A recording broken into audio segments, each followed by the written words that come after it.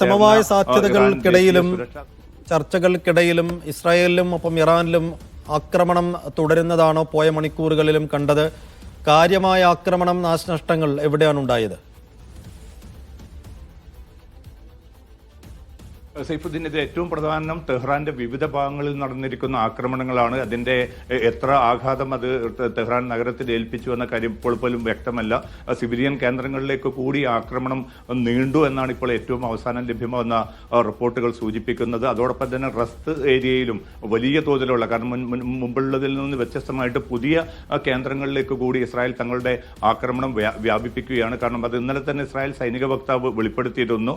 ഇറാനിലെ ഒരു പ്രദേശവും സുരക്ഷിതമായിരിക്കുകയില്ല. ആ അർത്ഥത്തിലുള്ള വ്യാപകമായിട്ടുള്ള ആക്രമണത്തിനാണ് തങ്ങൾ പദ്ധതി ആവിഷ്കരിക്കുന്നത്. അതോടൊപ്പം തന്നെ ഇന്നലെ രാവിലെ ഇറാൻ നടത്തിയ സൊറോക്കോ ആശുപത്രിക്കെതിരായിട്ടുള്ള ആക്രമണവും വലിയ തോതിൽ ഉയർത്തിക്കാട്ടി സിവിലിയൻ കേന്ദ്രങ്ങളിലേക്കും ആശുപത്രികളിലേക്കും കൂടി ഇറാൻ ആക്രമണം വ്യാപിപ്പിക്കുകയാണ്. ഇതിനുള്ള ശക്തമായിട്ടുള്ള തിരിച്ചടി സമാന സ്വഭാവത്തിൽ തന്നെ ഇറാനിലും നൽകുമെന്നൊരു മുന്നറിയിപ്പ് കൂടി ഇന്നലെ സൈനിക വക്താവ് നൽകിയിട്ടുണ്ട്. അല്പം മുമ്പ് ഇപ്പോൾ തെലവീവ്, അതോടൊപ്പം തന്നെ ജെറൂസലം, ഹൈഫ എന്നിവിടങ്ങളിൽ അപായ സൈറണുകൾ മുടങ്ങുന്നതായിട്ടുള്ള റിപ്പോർട്ടുകളാണ് ഇപ്പോൾ ഏറ്റവും അവസാനം പുറത്തുവരുന്നത്. ചെങ്കടലിൽ നിന്നുള്ള ഡ്രോണുകൾ നിർവീര്യമാക്കാനുള്ള ശ്രമത്തിലാണ് തങ്ങൾ ഏർപ്പെട്ടിരിക്കുന്നതെന്ന് അല്പം മുമ്പ് ഇസ്രായേൽ സൈനിക വക്താവ് പ്രതികരിക്കുകയും ചെയ്തു. അതായത് ഡ്രോൺ ആക്രമണം കൂടുതൽ വ്യാപകമായിട്ട്, നേരത്തെ ഇപ്പോൾ ഇറാഖ് ജോർദാൻ അതിർത്തി കടന്നു വന്നതിന് പകരം ചെങ്കടലിൽ നിന്ന് നേരിട്ട് മിക്കവാറും ഇറാനിയൻ കപ്പലുകൾ മുഖേന, യുദ്ധക്കപ്പലുകൾ മുഖേനയായിരിക്കും ഈ ഡ്രോണുകൾ ഇസ്രായേലിലേക്ക് വരുന്നതെന്ന സൂചന കൂടി പുറത്തുവരുന്നുണ്ട്. അപ്പോൾ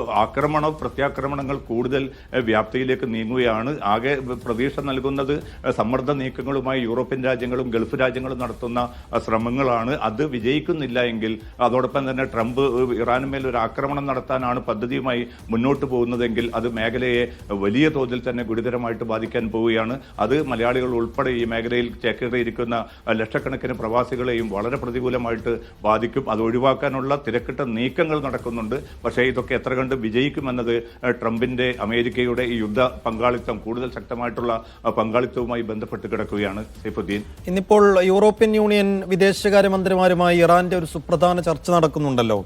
ഇറാനെ പ്രതിനിധീകരിച്ച് ആരാണ് ആ ചർച്ചയിൽ പങ്കെടുക്കുന്നത്? യൂറോപ്യൻ യൂണിയന്റെ ഒരു നീക്കവും താല്പര്യവും നിലപാടും ഒക്കെ എന്താണ് ഇതിനകത്ത്? സൈഫുദ്ദീൻ, ഈ കാര്യത്തിൽ ഇപ്പോൾ ഇറാനെതിരെ നടന്നിരിക്കുന്ന ഒരു ശക്തമായിട്ടുള്ള ഒരു ആക്രമണം, അതും അമേരിക്കയുമായിട്ട് വളരെ ഒരു ആറാം വട്ട ചർച്ച നടക്കുന്ന ഒരു ഘട്ടത്തിലാണ്. തികച്ചും ഏകപക്ഷീയമായിട്ട് എല്ലാ നിയമങ്ങളെയും മറികടന്നുകൊണ്ട് ഇറാന്റെ ആണവ കേന്ദ്രങ്ങളിൽ, സൈനിക കേന്ദ്രങ്ങളിൽ സൈനിക മേധാവികളെ വകവരുത്തുന്നു. സിവിലിയൻ കേന്ദ്രങ്ങളിൽ ആക്രമണം നടത്തുന്നു. നദാൻസിലും അതോടൊപ്പം തന്നെ ഇസ്ഫഹാനിലും മറ്റ് പ്രദേശങ്ങളിലേക്കും കൂടി ആക്രമണം വ്യാപിപ്പിക്കുന്നു. ഇതൊക്കെ നടക്കുന്നു ഒരു സമയത്ത് ഈ യൂറോപ്യൻ രാജ്യങ്ങളൊക്കെയും മൗനത്തിൽ തന്നെയാണ്. കാരണം ഏതെങ്കിലും അർത്ഥത്തിൽ ഇസ്രായേൽ നടത്തിയത് ശരിയായില്ല, അവർ നടത്തിയത് അന്തർദേശീയ മര്യാദകൾക്ക് നിരക്കാത്ത പ്രവൃത്തിയാണ് എന്ന ഒരു പ്രതികരണം പോലും ഈ മൂന്ന് പ്രധാനപ്പെട്ട യൂറോപ്യൻ രാജ്യങ്ങൾ, ജർമ്മനി, ഫ്രാൻസ്, ബ്രിട്ടൻ എന്നിവയുടെ ഭാഗത്തു നിന്നും ഉണ്ടായിട്ടില്ല. ഇത് പിന്നെ ആരും പ്രതീക്ഷിക്കുന്നുമില്ല. കാരണം തുടക്കം മുതൽ തന്നെ ഇക്കാര്യത്തിൽ ഇവരുടെ നിലപാട് പൂർണ്ണമായിട്ടും ഇസ്രായേലിന്റെ താല്പര്യങ്ങൾക്കൊപ്പമാണ്.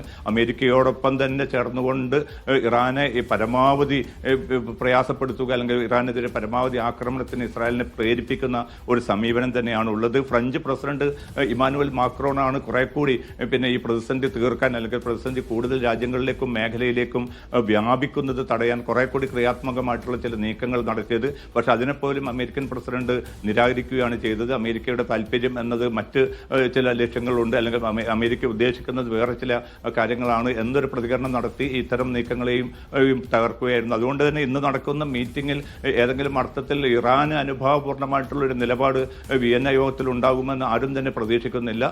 ആകെ കൂടിയുള്ളത് ഈ പ്രതിസന്ധി തീർക്കാൻ, ഈ ആക്രമണ അവസാനിപ്പിക്കാൻ ചില ഉപാധികൾ. ആ ഉപാധികൾ ഏറ്റവും പ്രധാനം യുറേനിയം സമ്പുഷ്ടീകരണം പൂർണ്ണമായി ഇറാൻ നിർത്തിവെക്കണം എന്നത് തന്നെയായിരിക്കും. അമേരിക്കയും ആഗ്രഹിക്കുന്നത് അതാണ്.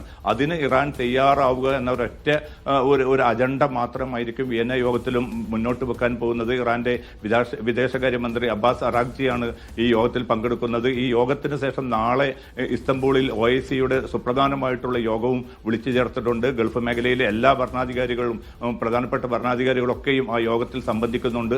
ആ യോഗം 57 അംഗ മുസ്ലിം രാജ്യങ്ങളുടെ പൊതുവായിട്ടുള്ള കൂട്ടായ്മ കൂടിയാണ് OIC. ആ യോഗം പൂർണ്ണമായിട്ടും ഇറാനെതിരായ ഇസ്രായേൽ നടത്തിയിരിക്കുന്ന ആക്രമണത്തെ അപലപിക്കും. മാത്രവുമല്ല, ഈ മേഖലയിലെ ഈ സംഘർഷം വ്യാപിപ്പിക്കാനുള്ള നീക്കത്തിൽ ഒരു നിലക്കും ഇറാനെതിരായിട്ടുള്ള ആക്രമണം നടത്തുന്നതിന് തങ്ങളുടെ മണ്ണ് പ്രയോജനപ്പെടുത്താൻ അനുവദിക്കുകയില്ല എന്ന് ഗൾഫ് ഉൾപ്പെടെയുള്ള അറബ് മേഖലയിലെ പ്രത്യേകിച്ച് അമേരിക്കയുടെ നിരവധി താവളങ്ങളുള്ള മേഖല കൂടിയാണിത്. ഈ OIC കൂട്ടായ്മ അത്തരമൊരു നിലപാട് പ്രഖ്യാപിക്കുന്നത് ഒരുപക്ഷെ നയതന്ത്ര തലത്തിൽ ഇറാന് വലിയ മേൽക്കൈ നൽകും. പക്ഷേ ഇതൊക്കെ ആണെങ്കിലും യൂറോപ്യൻ രാജ്യങ്ങളും അമേരിക്കയും ഇസ്രായേലുമായി ചേർന്ന് തയ്യാറാക്കുന്ന ഈ ഗൂഢമായിട്ടുള്ള പദ്ധതിയുടെ ചിത്രം അടുത്ത 2 ആഴ്ചക്കകമായിരിക്കും പുറത്തു വരിക. അതുവരെ ഈ സംഘർഷം ഇതേ സ്വഭാവത്തിൽ ഒരുപക്ഷെ ഇതിനേക്കാൾ വ്യാപ്തിയിലേക്ക് തന്നെ തുടരാനാണ് നിലവിലുള്ള ഒരു സാഹചര്യത്തിൽ നാം അത്തരമൊരു സാഹചര്യമായിരിക്കും രൂപപ്പെടാൻ പോകുന്നത്.